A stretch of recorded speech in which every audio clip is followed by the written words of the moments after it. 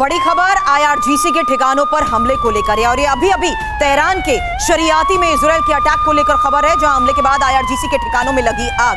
देखिए तस्वीर, आईआरजीसी के ठिकाने लगातार हमले हो रहे हैं और जिस तरीके से तेहरान में हमलों को अंजाम दिया जा रहा है उसमें साफ है कि आईआरजीसी के ठिकानों पर बैक टू बैक हमले हो रहे हैं। ये अब से थोड़ी देर पहले तेहरान के शरियाती में इजराइल के अटैक की तस्वीर सामने आई है, जहां देखिए किस तरीके से इलाके में लगी आग और काले धुएं का ये गुबार। हालांकि हमले के बाद कई ठिकानों को ध्वस्त करने का दावा किया जा रहा है और ये आईआरजीसी का एक और ठिकाना जहां आग लगी। और ईरान के सैन्य ठिकानों पर अटैक। सेंट्रल तेहरान में इजराइल का हमला, एयर स्ट्राइक के बाद तेहरान में भीषण तबाही।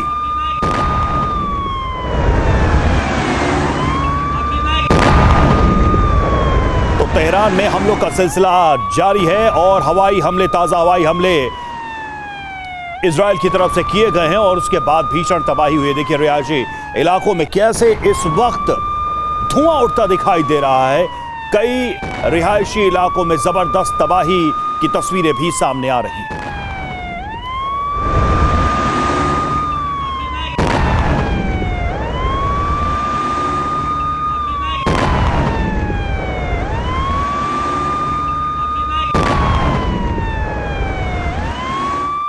बहरीन के बापको रिफाइनरी पर अटैक। बड़ी खबर, ईरान ने रिफाइनरी पर मिसाइल दागी है और इस हमले के बाद रिफाइनरी में लगी आग की ये तस्वीर, जहां साफ है कि किस तरीके से हाई वैल्यू टारगेट्स हिट किए जा रहे हैं। ईरान भी लगातार रिफाइनरीज को टारगेट कर रहा है और ये अब खबर बहरीन में रिफाइनरी पर अटैक की और वो तस्वीर जहां देखिए रिफाइनरी पर हुए धमाकों के बाद आग की ये तस्वीर। खबर ये कि रिफाइनरी पर मिसाइल दागी गई।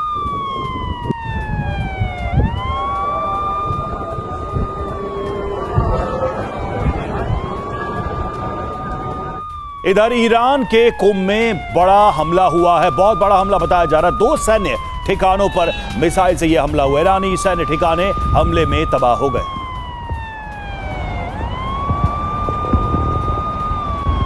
और अब ईरान युद्ध की सबसे बड़ी खबर है और ये तेल अवीव पर क्लस्टर बॉम्ब से हमले को लेकर खबर है। तेल अवीव पर ईरान के क्लस्टर बॉम्ब से प्रहार की खबर। क्लस्टर बॉम्ब से हमले में तेल अवीव में मची तबाही की तस्वीर। हालांकि रिहायशी इलाके में क्लस्टर बॉम्ब गिरे हैं, घर और गाड़ियां कैसे खाक हो गई। तेल अवीव में भीषण आग की ये तस्वीर सामने आई है। क्लस्टर बॉम्ब से ही आपको बता दें, एक के बाद एक कई हमलों कैसे कामयाब हो जाते हैं, क्योंकि रवि एक्सपर्ट्स हमें समझाते हैं कि क्लस्टर बॉम्ब एक ऐसी ताकत है जिसके जरिए वार किया जाए तो छोटे छोटे बॉम्ब्स के जरिए बड़े स्तर पर इलाकों को निशाना बनाया जा सकता है। और ये तेल अवीव पर क्लस्टर बॉम्ब से हुए प्रहार की तस्वीरें सामने आई हैं और ये ईरान का क्लस्टर बॉम्ब से प्रहार, जहां तेल अवीव में बड़ी तबाही मची। और इन तस्वीरों को देखकर भी समझा जा सकता है कि कैसे छोटे छोटे बॉम्ब्स अलग अलग इलाकों में बड़ा डैमेज कर सकते हैं।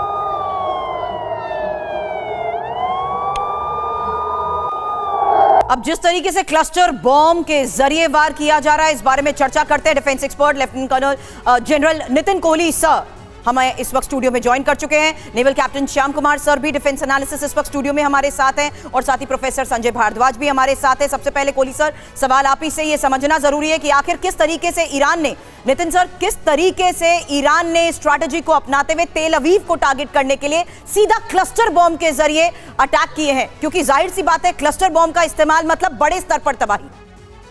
जी देखिए, इसमें कोई शक नहीं है, ईरान इस समय अमेरिका और इजराइल की ताकत को तो मैच नहीं कर सकता 1 to 1 अगर हम करें कि एक मिसाइल के लिए एक मिसाइल, एक जहाज़ के लिए दूसरा जहाज़, लेकिन जो एसिमेट्रिक वॉरफेयर कर रहा है उसका यही तरीका है। और ईरान इस वॉर के लिए पिछले 20 सालों से तैयारी कर रहा है, तो उनके पास अच्छा मिसाइल्स का स्टॉक पाइल है, जो कि इन्होंने बड़ी उसे डिसेंट्रलाइज करके, इतने बड़े एरिया जो उनके पास है 1.5 स्क्वायर किलोमीटर का, डिसेंट्रलाइज करके उन्होंने सुरंगों के अंदर रखा हुआ है। कुछ फ्लैट बेड कंटेनर्स हैं इनके पास, जो मूवेबल प्लेटफॉर्म्स है वहाँ पर रखा हुआ है। और तेल अवीव पर जो हमले किए जा रहे हैं, देखिए चाहे उनका आयरन डोम है, वहाँ पर उनका ये डेविड स्लिंग है, एरो मिसाइल्स हैं, सब उन्होंने लगा रखे हैं, पैट्रियट्स हैं, थर्ड्स हैं उनके पास में। लेकिन जब बहुत ज़्यादा मिसाइल आते हैं तो लिमिट है कि कितने वो चेक कर सकते हैं और ईरान इसी तरह से उनको फायर करके कुछ ना कुछ मिसाइल उसमें से निकल के चले जाते हैं। और क्लस्टर बॉम्ब जो उन्होंने फायर किया है, नेचुरली ये एस्केलेशन लैडर है जो कि और भी कई गलत तरीके के बॉम्ब जैसे डर्टी बॉम्ब्स या टैक्टिकल न्यूक्लियर का इस्तेमाल बाद में किया जा सकता है।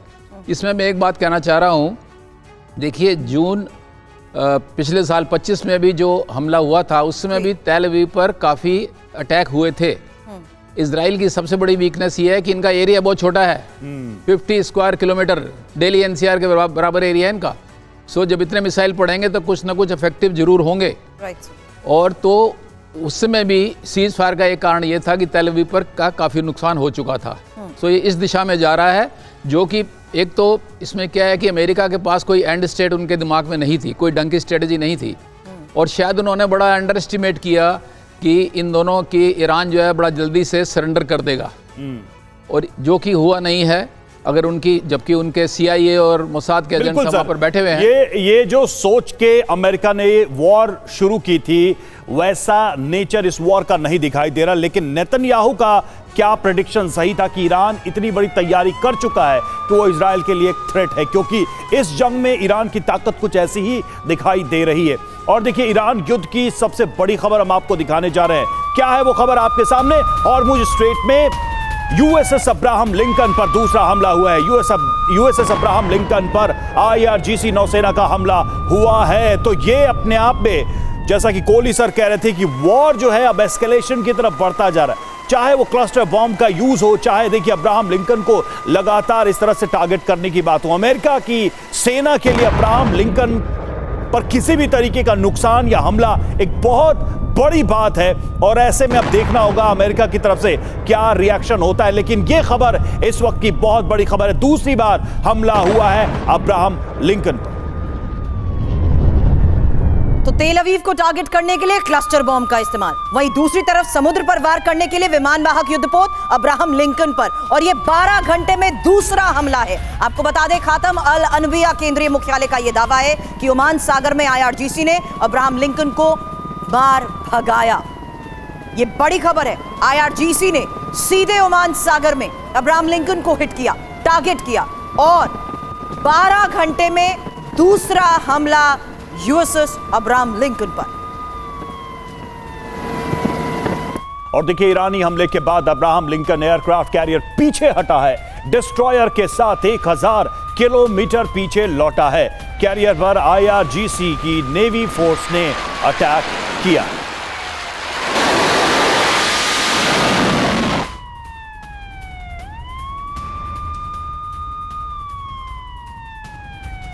तो अब्राहम लिंकन, जी हां, एयरक्राफ्ट कैरियर, अमेरिका का शक्तिशाली एयरक्राफ्ट कैरियर पीछे हटा और करीब 1000 किलोमीटर पीछे हटा। IRGC के दावा यह है कि दूसरी बार 12 घंटे में दूसरी बार यह हमला किया गया, और जिसका नतीजा यह हुआ कि इस एयरक्राफ्ट कैरियर को 1000 किलोमीटर पीछे हटना पड़ा। 3 तस्वीरें हम आपको दिखा रहे हैं। हॉर्मुज स्ट्रेट में लिंकन पर हमला, और 12 घंटे में यह दूसरा अटैक है, और डिस्ट्रॉयर के साथ वो 1000 किलोमीटर पीछे गया है। इस खबर का क्या मतलब है, इसमें दावे क्या हैं, और कितनी संभावना लगती है अब्राहम लिंकन के किसी तरह के नुकसान की, इस पर भी आगे हम समझने की कोशिश करेंगे, इस पर भी चर्चा करेंगे। लेकिन बड़ी खबर यही है कि USS अब्राहम लिंकन को 2 बार निशाना बनाया गया।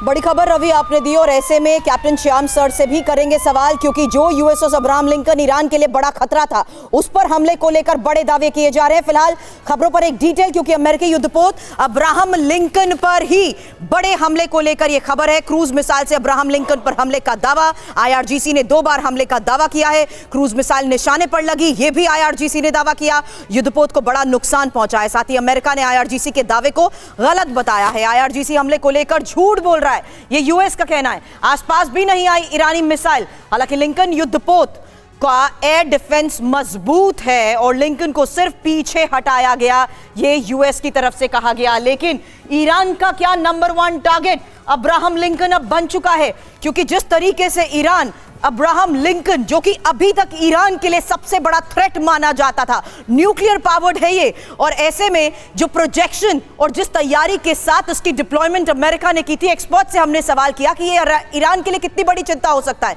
लेकिन आज की खबर ये है कि अब IRGC से सीधे टारगेट पर रख रहा है न्यूक्लियर पावर। बिना ईंधन भरे कई वर्षों तक ऑपरेशन में ये सक्षम है। ये इब्राहिम लिंकन के बारे में हम आपको बता रहे हैं, क्योंकि विशाल एयरबेस है इसका। 70 से 80 लड़ाकू विमान को रखने की यह क्षमता रखता है।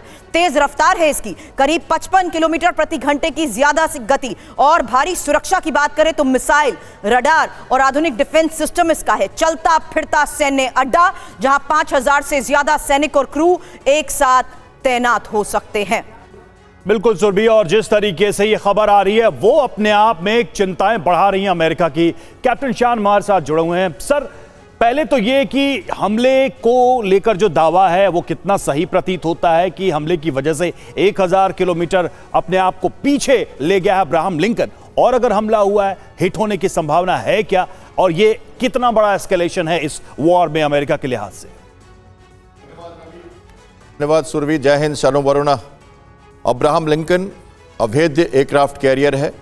सिर्फ यही नहीं, कोई भी एयरक्राफ्ट कैरियर अवैध माना जाता है। 11 से ज़्यादा aircraft carrier, America super power projection, mobility at sea, no physical restrictions, tactical retreat जब जरूरत हो कहीं हटाएं कहीं लगाएं, कमांड एंड कंट्रोल सेंटर और जेराल्ड फोर्ट के साथ डबल एक्सिस से लगातार ईरान पर अटैक। देखिए, चाइना भी 4 एयरक्राफ्ट कैरियर बना रहा है। आप समझ सकते हैं आखिर इतना वल्नरेबल टारगेट हो तो क्यों बना रहे हैं लोग और क्यों आगे बढ़ाया जा रहा है। आप समझिए, एयरक्राफ्ट कैरियर्स को मारना बहुत मुश्किल है, और अगर छोटी सी भी एक गुलेल भी लग जाए तो अमेरिका के लिए बहुत बड़ा चैलेंज हो जाएगा। तो टैक्टिकल रिट्रीट ही उसका सबसे बड़ा एडवांटेज है। सरप्राइज मोबिलिटी, कहीं से मूव करके लाना। पहले तो बैलिस्टिक मिसाइल से अटैक पॉसिबल होना नहीं है, क्रूज मिसाइल्स का यूज करना सही होगा, जो उन्होंने किया। ड्रोन से उन्होंने कोशिश की मारने की, बहुत ही छोटा टारगेट होता है। देखिए, 5-6 लेयर पे एयर डिफेंस लगती है अब्राहम लिंकन की। मैं एयरक्राफ्ट कैरियर का पायलट हूं, मुझे पता है मैं क्या कह रहा हूं और क्यों कह रहा हूं। मुश्किल है एयरक्राफ्ट कैरियर को मारना, क्योंकि उसके अपने डिफेंस के साथ साथ जो उसके साथ 6-7 डिस्ट्रॉयर्स हैं, long range, short range, point air defence system, kill system. एक ही तरीका है मारने का एयरक्राफ्ट कैरियर को, वो है सी स्किमिंग मिसाइल, जो चाइना से CM-302 की खेप लेने की बात हमने युद्ध से जस्ट पहले की थी। तो क्रूज मिसाइल जो है सी स्किमिंग होती है, वो समुद्र से 30 फीट ऊंची आती हैं और अंदर मारती है शिप के। वैसे भी आपको मैं बता दूं, एक मिसाइल के लगने से एयरक्राफ्ट कैरियर को कुछ नहीं होने वाला। पूरे विश्व में आज तक कोई एयरक्राफ्ट कैरियर डूब नहीं पाया। वर्ल्ड वॉर में बड़ी मुश्किल से कामाकाजी अटैक में जापान ने किया था। उसके बाद ट्रेनिंग के दौरान बिस्मार्क को डुबाने में उनको 3-4 दिन लग गए, नहीं डूब पाया। और इसमें तो पूरी फाइटिंग फोर्स है, NBCD, nuclear, biological, chemical, damage control, fire fighting की पूरी टीम है जो तुरंत ही दुरुस्त कर सकती है। थोड़ी डैमेज होगी लेकिन उसको रिकवर किया जा सकता है। तो कैरियर का ऑपरेशन इतना आसान नहीं होता, बहुत ही कॉम्प्लिकेटेड होता है, बहुत अलग होता है। जो लोग कैरियर ऑपरेशन नहीं जानते, वो नेवी में रह के भी, मैं कहता हूं, नेवी को पूरी तरह नहीं जान पाते। ये कहा जाता है ये अलग बैटलशिप है, अलग क्लास है, और इसकी जो रिक्वायरमेंट है, इसका जो सरप्राइज है और इसके कमांड्स, देखिए, अगर आप बॉम्बर यूज करें तो परसिस्टेंस नहीं है, मिसाइल्स लैंड से यूज करें तो वो दिख जाते हैं, लेकिन कैरियर जो है वो मूव कर पाता है। पहली बार 2 डिप्लॉयड है, और एक बात समझिए, ईरान को मारा जा रहा है, कभी इधर से कभी उधर से, 180 डिग्री एक्सिस चेंज करके मारा जा रहा है। 70 से ज्यादा एयरक्राफ्ट लॉन्च हो रहे हैं और लगातार। लेकिन सर, ईरान भी यही दावा कर रहा है कि किस तरीके से उसके निशाने पर अब समुद्र में, चाहे वो USS इब्राहिम लिंकन हो या अमेरिका से जुड़ा कोई भी जहाज हो, वो भी उसके निशाने पर है। और ये बात इसलिए सर, क्योंकि जिस तरीके से इस पूरे स्ट्रेट ऑफ हार्मूज के रूट को ब्लॉक करने के तहत ही चेतावनी दे दी गई कि इस रूट पर सभी जहाज हमारे निशाने पर हो सकते हैं। बड़े सवाल खड़े होते हैं कि किस तरीके से ग्राउंड के साथ साथ अब समुद्र में भी टारगेट हिट किए जा रहे हैं। फिलहाल बहरीन से एक लेटेस्ट तस्वीर दिखाते हैं, ईरान ने कैसे यहां ड्रोन स्ट्राइक की, ड्रोन अटैक की वो तस्वीर जहां बहुमंजिला इमारत पर यह ड्रोन अटैक हुआ है। ईरानी हमले में इमारत को भारी नुकसान का दावा। और देखिए, इस बीच बहरीन से खबर, बहरीन की सबसे बड़ी तेल रिफाइनरी पर हमला हुआ है। ईरान ने किया है अवाली तेल रिफाइनरी पर बड़ा अटैक। तेल रिफाइनरी पर हमले के बाद लगी भयंकर आग। बहरीन लगातार ईरान के निशाने पर है। यहां पर अमेरिका का नेवल बेस, सैन्य बेस, और चाहे बहरीन की रिफाइनरीज हों, वो सभी ईरान के निशाने पर हैं। और ईरान ने सफलतापूर्वक बहरीन में अपने टारगेट्स को हिट भी किया है। एक और तस्वीर बहरीन से, जब ईरान ने एक रिफाइनरी को हिट किया और वहां आग लग गई। और बहरीन तेल रिफाइनरी पर ही हमले का एक और वीडियो, जहां ईरानी बैलिस्टिक मिसाइल से कई हमले हुए हैं। मिसाइल अटैक के बाद तेल रिफाइनरी में कैसे आग लगी, उसकी एक और तस्वीर। Come, bro. Do launch. My God.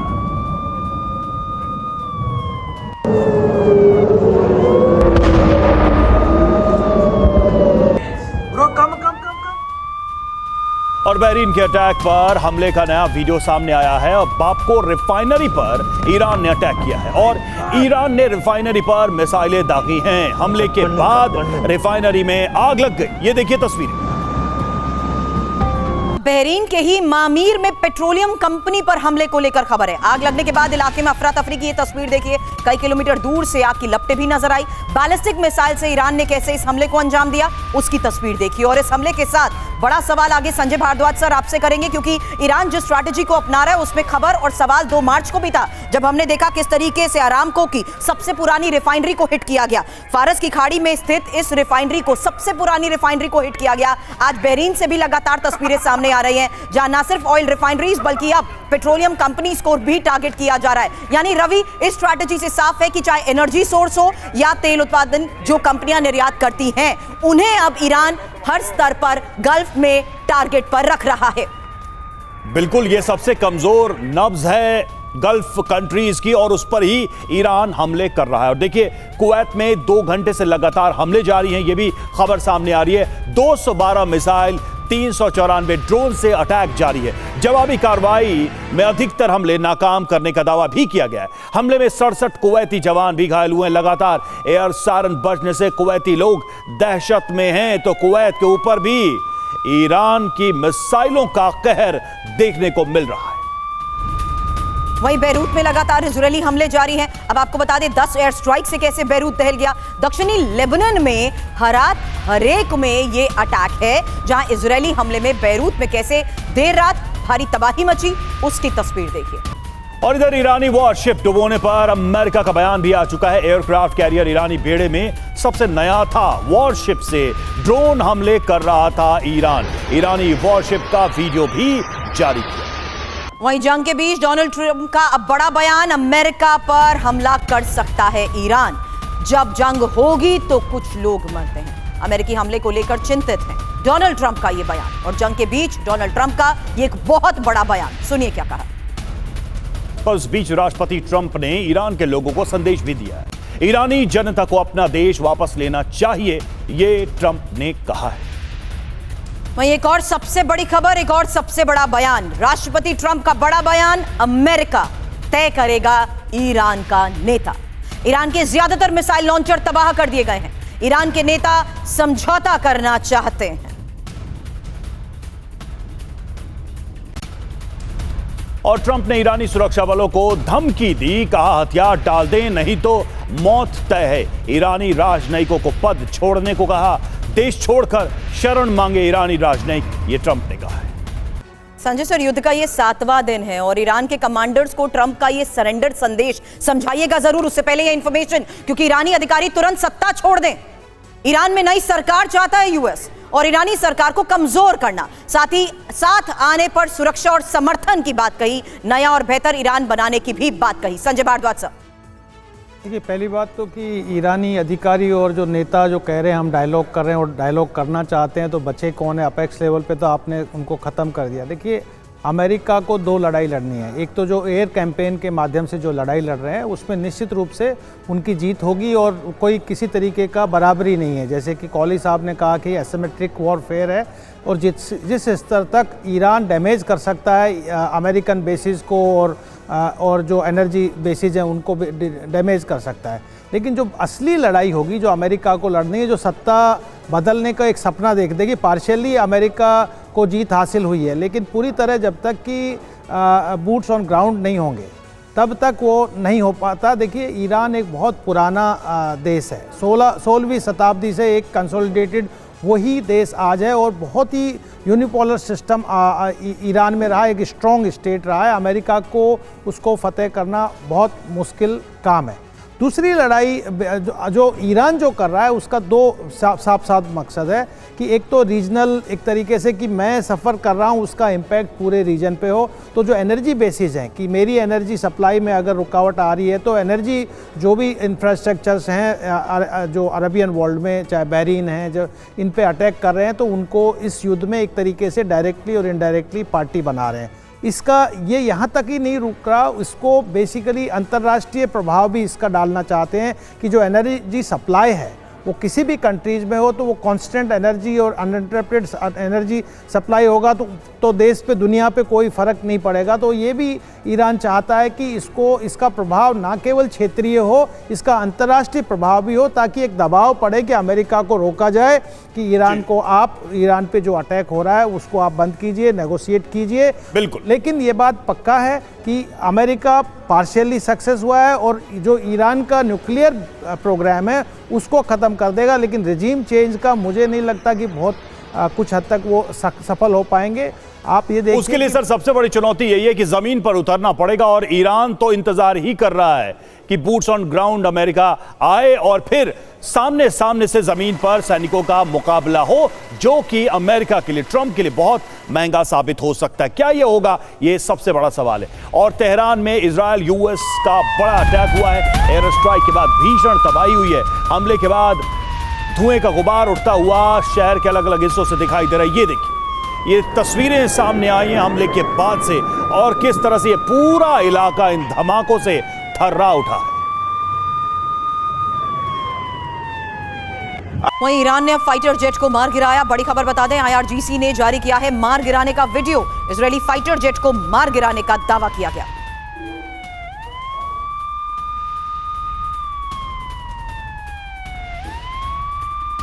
और अभी अभी रियाद में ईरान का अटैक हुआ है, ये जानकारी सामने आ रही है। हमले के बाद धुएं का गुबार उठता दिखाई दिया रियाद से भी।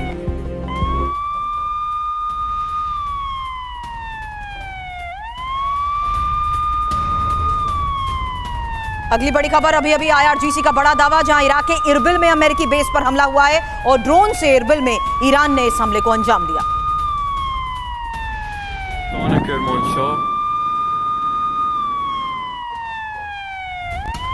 इजरायल के उप विदेश मंत्री का बड़ा दावा सामने आया है। जंग में शामिल हो सकता है ऑस्ट्रेलिया।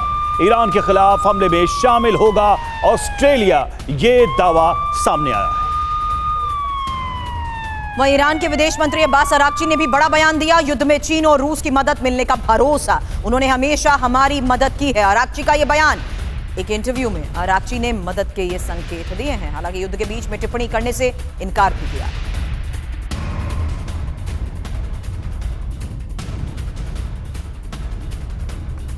और ईरानी विदेश मंत्री अराक्ची का ट्रंप को जवाब, हमने युद्ध विराम की मांग नहीं की, यह अराक्ची ने साफ किया है। और यूएस के साथ कोई बातचीत नहीं होगी, जमीनी हमले से निपटने के लिए हम तैयार।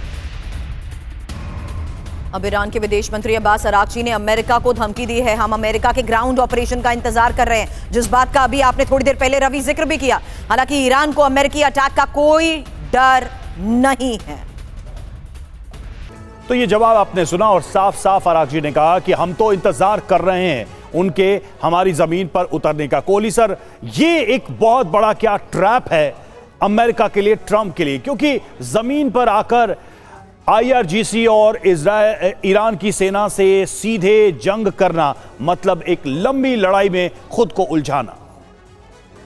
इसमें कोई शक नहीं है, ईरान तो चाहेगा और ईरान की पूरी प्लानिंग इसी बात की है कि वो ज़मीन पर ट्रूप्स उतारें और फिर उसके बाद वो निकल नहीं पाएंगे, जैसा कि वियतनाम में हुआ है, अफ़गानिस्तान में हुआ है और बाकी जगह भी हुआ है। लेकिन ट्रंप भी इसको इतना जल्दी करेगा नहीं, उसके ऊपर भी डोमेस्टिक प्रेशर भी बहुत ज़्यादा है। अगर आप देखें तो वो ट्रुप वहाँ डाल नहीं पाएगा। अभी क्या हो रहा है देखिए, ये सिर्फ समय की लड़ाई है कि ईरान लंबा खींच सकता है या अमेरिका लंबा खींच सकता है। ईरान की लिमिटेशन हो सकती है कि उनके पास मिसाइल की कोई लिमिट है, अनगिनत मिसाइल नहीं है, लेकिन अमेरिका के पास भी लिमिट है। उनकी सप्लाई चेन जो है बहुत लंबी है और उनकी फैक्ट्रियों में जितने वो मिसाइल प्रोड्यूस कर सकते हैं उसकी भी एक लिमिट है। ये यूक्रेन वॉर में भी बड़ा अच्छी तरीके से देख लिया गया था। Right sir. सो ट्रंप के ऊपर भी डोमेस्टिक प्रेशर आएगा, शायद हो सकता है कि उसको भी पहले जाना पड़े। प्लस ग्राउंड रियलिटी को कैसे रूल आउट कर दे सर कि ये टेरेन किस तरीके से मुश्किल हो सकता है। गोरिल्ला वॉरफेयर को देखते हुए जिस लिहाज से ईरान खुद ये मौका चाहता है कि बूट्स ऑन ग्राउंड उतारने का फैसला अमेरिका ले, और कुछ लड़ाकों को जिस तरीके से उतारने के फैसले की खबरें पिछले 24 घंटे में आ रही थी, उससे साफ था कि अमेरिका भी इस फैसले को लेकर बड़े स्तर पर इवैल्यूएशन कर रहा है। लेकिन इस बीच आपने हमें ज्वाइन किया, उसके लिए बहुत बहुत शुक्रिया।